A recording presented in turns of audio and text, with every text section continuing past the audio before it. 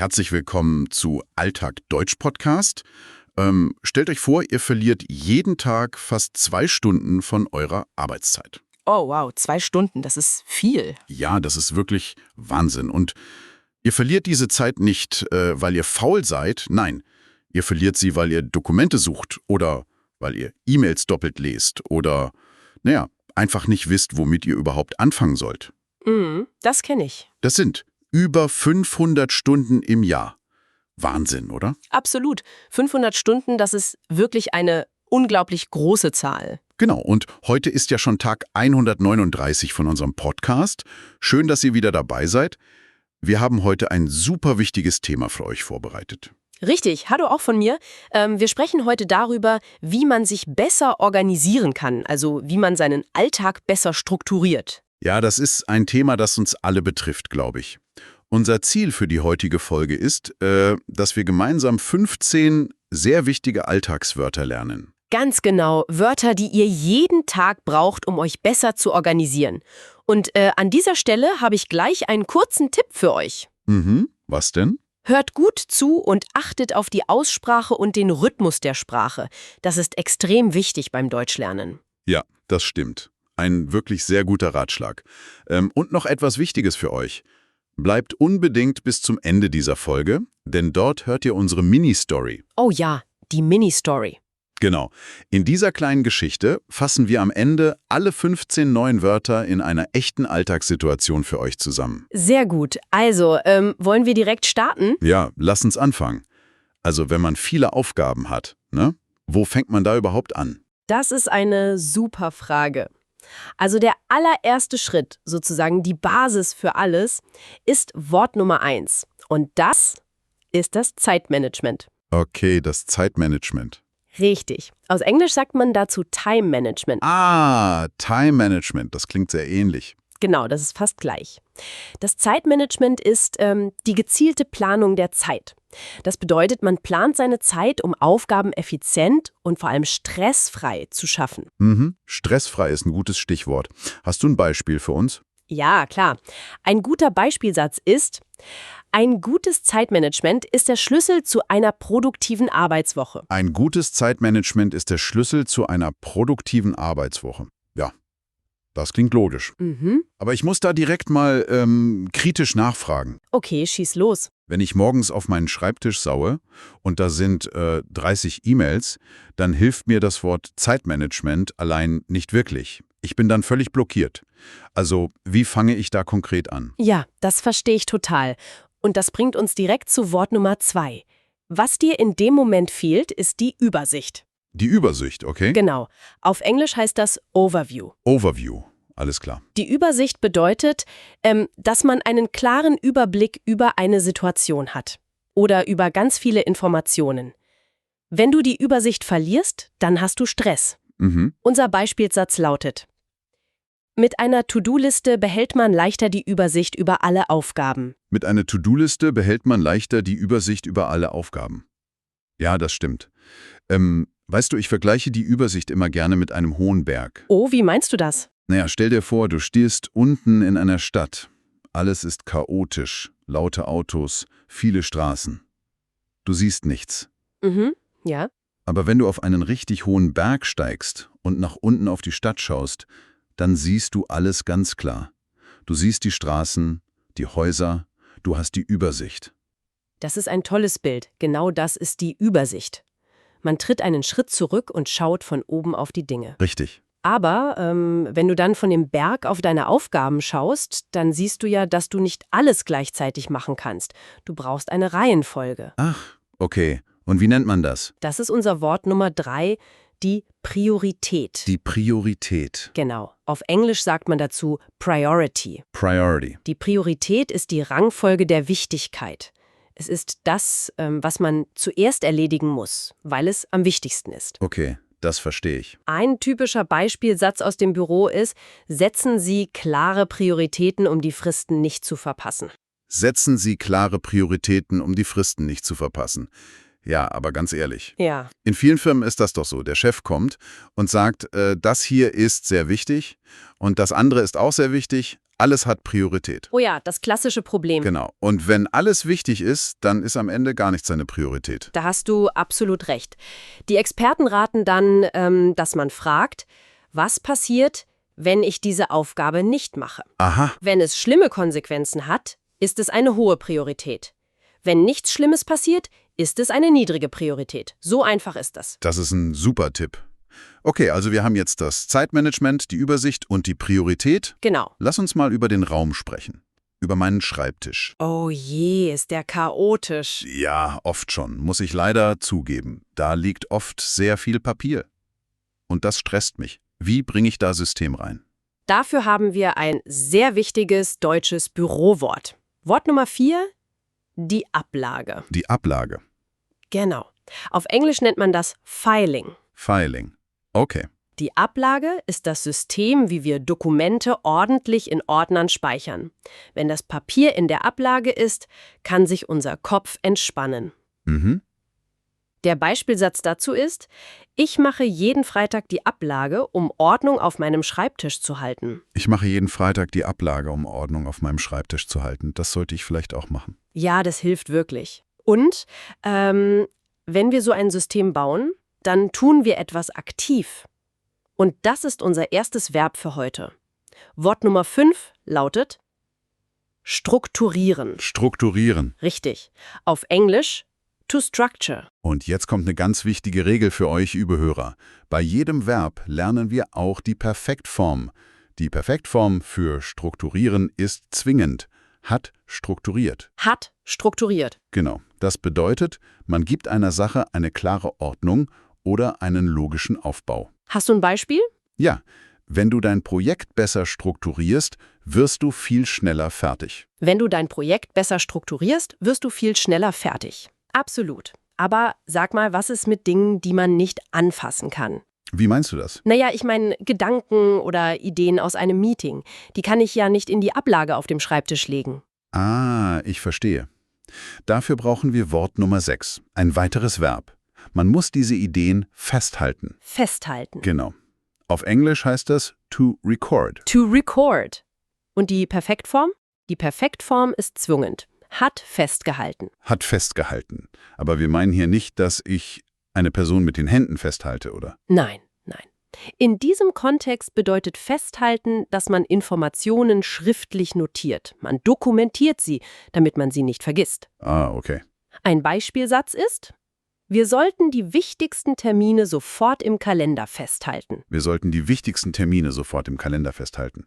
Ja, weil unser Gehirn oft Dinge vergisst, wenn wir sie nicht aufschreiben. Ganz genau. Und wenn man Termine in den Kalender schreibt, ist das schon der erste Schritt für Wort Nummer 7. Das Verb lautet vorbereiten. Vorbereiten. Richtig. Auf Englisch. To prepare. Und die zwingende Perfektform ist hat vorbereitet. Hat vorbereitet. Vorbereiten bedeutet, alle notwendigen Schritte zu tun, bevor eine Aufgabe überhaupt anfängt. Mhm. Der Beispielsatz ist: Bitte bereiten Sie die Unterlagen für das Meeting morgen gründlich vor. Bitte bereiten Sie die Unterlagen für das Meeting morgen gründlich vor. Weißt du, ich sage immer, eine gute Vorbereitung ist oft schon die halbe Arbeit. Ja, das ist ein schönes Sprichwort. Und es stimmt total. Wenn du morgens an den Schreibtisch kommst und alles ist schon fertig vorbereitet, kannst du direkt starten. Richtig. Aber manche Leute machen das lieber am Abend vorher und andere lieber ganz früh am Morgen. Genau. Jeder Mensch ist da anders.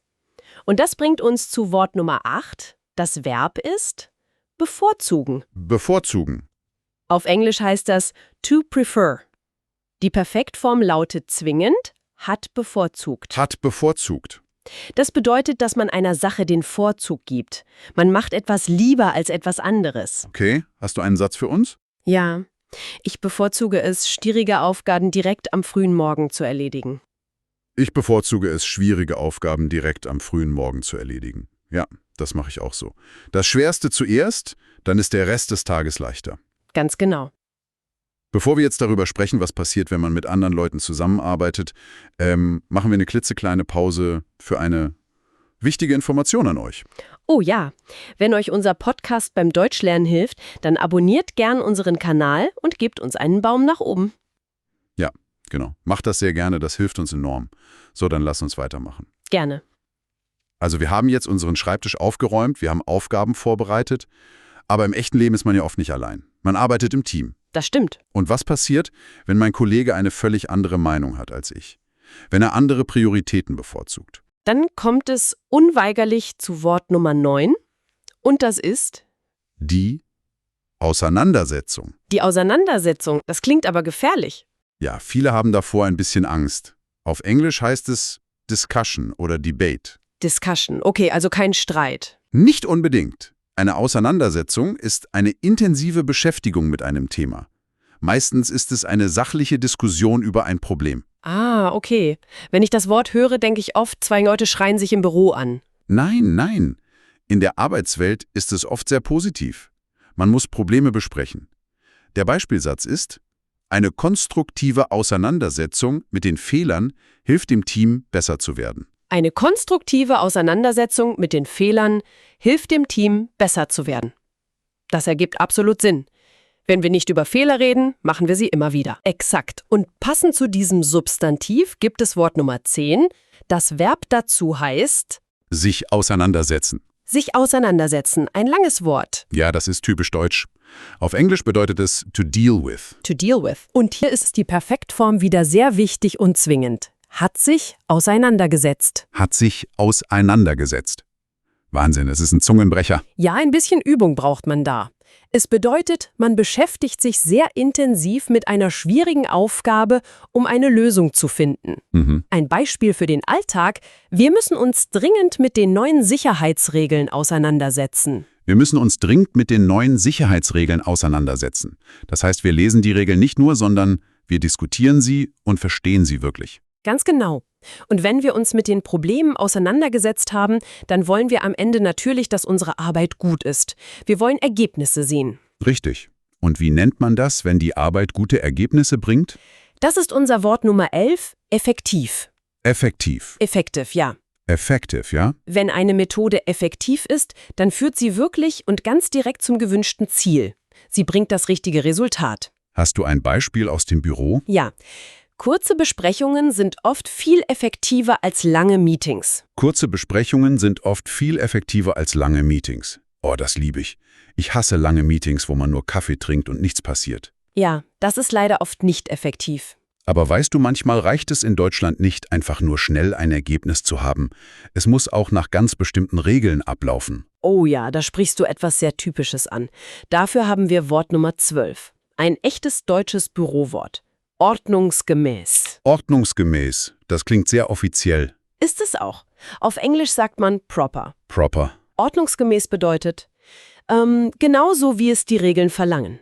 Oder wie es die korrekte Ordnung vorschreibt. Aha. Also man darf nicht einfach improvisieren. Richtig. Bei Verträgen zum Beispiel muss alles ordnungsgemäß sein. Der Beispielsatz lautet: Der Bericht wurde ordnungsgemäß ausgefüllt und an die Verwaltung geschickt. Der Bericht wurde ordnungsgemäß ausgefüllt und an die Verwaltung geschickt. Alles muss seinen richtigen Stempel und die richtige Unterschrift haben. Ganz genau. Und neben diesen strengen Regeln gibt es noch einen anderen Faktor für gute Arbeit: die Zeit. Das ist Wort Nummer 13. Rechtzeitig. Rechtzeitig. Auf Englisch? In time. Das ist sehr wichtig in der deutschen Kultur. Rechtzeitig bedeutet genau zum richtigen Zeitpunkt, bevor es zu spät ist oder die Zeit zu knapp wird. Ja, Pünktlichkeit ist wichtig. Ein Beispielsatz, den ihr oft hören werdet: Bitte geben Sie uns rechtzeitig Bescheid, falls sich Ihr Termin verschiebt. Bitte geben Sie uns rechtzeitig Bescheid, falls sich Ihr Termin verschiebt. Ja, das ist auch eine Frage von Respekt. Absolut. So, jetzt haben wir noch 2 Adjektive auf unserer Liste, Wort Nummer 14 und Nummer 15. Beide beschreiben die Qualität von Arbeit und sie sind sehr ähnlich. Okay, welche sind das? Wort Nummer 14 ist gründlich, Gründlich. auf Englisch Thorough. thorough. Gründlich bedeutet, sehr genau zu sein. Man ist sorgsam und übersieht keine Details. Ein Beispiel: Die Analyse der Daten muss sehr gründlich durchgeführt werden. Man darf keinen Fehler machen. Die Analyse der Daten muss sehr gründlich durchgeführt werden. Okay, und das andere Wort? Wort Nummer 15 ist sorgfältig. Sorgfältig. Auf Englisch careful oder diligent. Careful. Okay. Der Beispielsatz ist: Arbeiten Sie bitte sorgfältig, um unnötige Tippfehler in der Liste zu vermeiden. Arbeiten Sie bitte sorgfältig, um unnötige Tippfehler in der Liste zu vermeiden. Darf ich dich hier als Expertin mal etwas fragen? Na klar, immer. Also, für mich klingen gründlich und sorgfältig fast genau gleich. Es sind doch Synonyme im Alltag, oder? Wo ist da der Unterschied? Ja, du hast völlig recht. Im Alltag nutzen wir sie oft als Synonyme. Aber wenn man ganz exakt ist, gibt es einen kleinen Unterschied in der Bedeutung. Aha, erklär mal. Sorgfältig kommt von dem Wort Sorge oder Vorsicht. Wenn du sorgfältig arbeitest, willst du Fehler vermeiden. Du bist vorsichtig. Du trägst zum Beispiel eine teure Tasse Kaffee ganz sorgfältig, damit nichts auf den Boden fällt. Ah, ich verstehe. Und gründlich? Gründlich kommt von dem Wort Grund, also der Boden. Du gehst tief in die Details. Wenn du gründlich putzt, dann putzt du auch unter dem Teppich. Du suchst jedes kleine Detail. Wow, das ist eine super Erklärung. Also, sorgfältig ist die Vorsicht, um Fehler zu vermeiden, und gründlich ist die Tiefe der Arbeit. Genau, so kann man es sagen. Und damit haben wir tatsächlich schon alle 15 Wörter für heute erklärt. Perfekt. Wir haben das Zeitmanagement besprochen, die Übersicht, Prioritäten und wie man alles schön strukturiert. Richtig. Und jetzt kommt das, worauf sich bestimmt schon viele freuen. Ja. Lehnt euch zurück, liebe Hörer. Jetzt kommt unsere versprochene Mini-Story. Genau. In dieser Story kommen alle 15 Wörter noch einmal vor. Passt gut auf, die Story dauert so ungefähr 1,5 bis 2 Minuten. Hört zu und versucht, alle Wörter zu erkennen. Los geht's. Es geht um eine Frau. Sie heißt Anna. Mhm. Anna hat in letzter Zeit wirklich großen Stress auf der Arbeit. Sie hat leider absolut kein gutes Zeitmanagement. Oh je. Ja, und weil sie überhaupt keine gute Struktur hat, verliert sie völlig die Übersicht über alle ihre Aufgaben. Das ist gefährlich. Richtig. Alles auf ihrem Schreibtisch ist ein riesiges Chaos. Eines Tages kommt es leider sogar zu einer Auseinandersetzung mit ihrem Chef. Oh nein, eine Diskussion mit dem Chef? Ja, weil sie nämlich einen wichtigen Termin komplett vergessen hat. Anna ist an diesem Abend natürlich sehr unglücklich. Aber sie beschließt, aktiv etwas zu ändern. Sie merkt, ich muss mich mit diesem Problem endlich richtig auseinandersetzen, anstatt es immer nur zu ignorieren. Ein guter Entschluss. Ja. Am nächsten Tag kommt sie extra früh ins Büro. Sie setzt sich hin und fängt an, ihren ganzen Tag logisch zu strukturieren. Sehr gut. Zuerst macht sie endlich die Ablage. Sie sortiert alle alten Papiere ganz ordentlich, bis der Tisch völlig leer ist. Dann entscheidet sie, ab sofort werde ich jede neue Aufgabe und jede E-Mail sofort in meinem Kalender festhalten. Ah, sie schreibt alles auf. Genau. Aber Anna macht noch mehr. Sie beginnt damit, jedes wichtige Meeting schon am Abend vorher vorzubereiten. Das spart Energie am Morgen. Richtig. Und wenn sie morgens anfängt zu arbeiten, setzt sie klare Prioritäten für den Tag. Anna hat gelernt, dass sie es nun bevorzugt, die schwierigsten Aufgaben direkt früh am Morgen zu machen. Super. Und wie läuft es jetzt bei ihr? Es läuft fantastisch. Heute arbeitet Anna viel effektiver. Sie gibt ihre Dokumente immer ordnungsgemäß nach den Regeln der Firma ab. Und auch pünktlich. Ja, sie liefert alles rechtzeitig ab, bevor die Frist endet. Ihr Chef lobt sie sogar, weil sie ihre Aufgaben jetzt so gründlich erledigt und so sorgfältig arbeitet, dass sie fast gar keine Fehler mehr macht. Annas Alltag ist jetzt einfach viel, viel entspannter. Das ist wirklich eine sehr schöne Geschichte. Und ich finde sie auch extrem realistisch. Ja, das passiert in vielen Filmen genau so.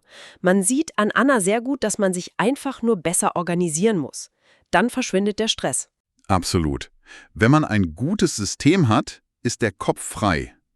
So, bevor wir unsere heutige Folge ganz abschließen, du hast doch sicher noch einen kurzen, provokanten Gedanken für unsere Hörer, über den sie später nachdenken können, oder? Oh ja, den habe ich. Wir haben ja heute ganz viel darüber gelernt, wie wir selbst unseren Alltag gut organisieren können. Mhm. Aber hier ist meine Frage an euch.